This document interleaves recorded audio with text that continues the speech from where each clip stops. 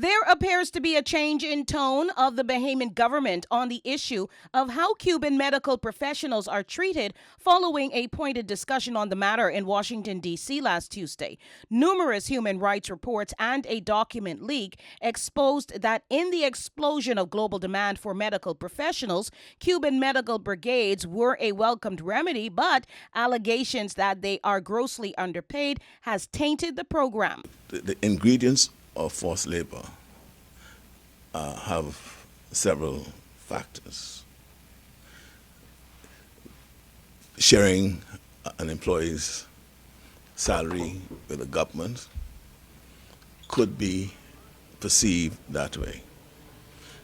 The issuance holding person's passport could be perceived that way.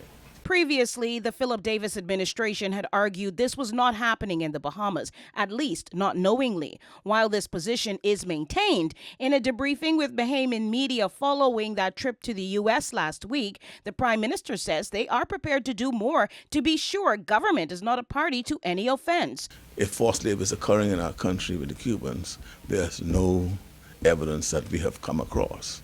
Now, what we are doing now, what we've been doing in the last several weeks is to identify what I call ingredients of forced labor, to see whether any of those are present in relation to any of the workers here in the Bahamas. And if we discover that, that will be corrected. Our vision for the Turks and Caicos Islands is built on three strong pillars: inclusive growth, sustainability, and global competitiveness. From the crystal clear waters of Grace Bay to the historic caves of Middle Caicos, our goal is to ensure that every corner of our island thrives. For us at Experience TCI, we're going beyond provinciales. And we have so many other products to offer across all of our islands. And our new initiative is we've installed new agents across each island whereby they can interact with the community, interact with not just small businesses, but be able to meet visitors so they can fully understand what North Caicos or Middle Caicos, South Caicos, Grand Turk, Sulky, what they have to offer, and how can we grow those sectors into something meaningful, a part of our industry. Discover more at www.turksandcaicostourism.com.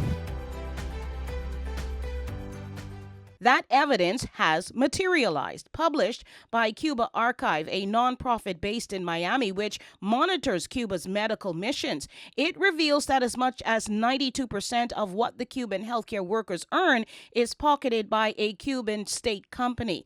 This information has been reported in the Miami Herald and the Bahamas Tribune. Now Davis informs they are prepared to shift how payments are made. And anyone we hire, we'll say, look, we'll have to pay you directly into your account.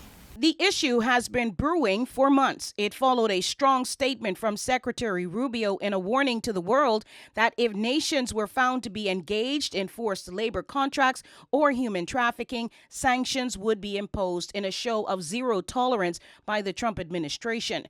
An adamant Davis said the Bahamas cares about its reputation and these workers, doubling down on earlier messages to ensure no one is working in slave-like conditions and to prosecute anyone guilty of it. In some cases, it was said these highly trained medics were taking home as little as under $1,000 a month. We are not to engage in Cuban workers, and the answer was clearly no.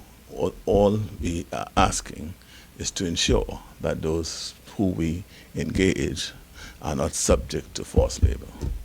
DeAndre Hamilton reporting.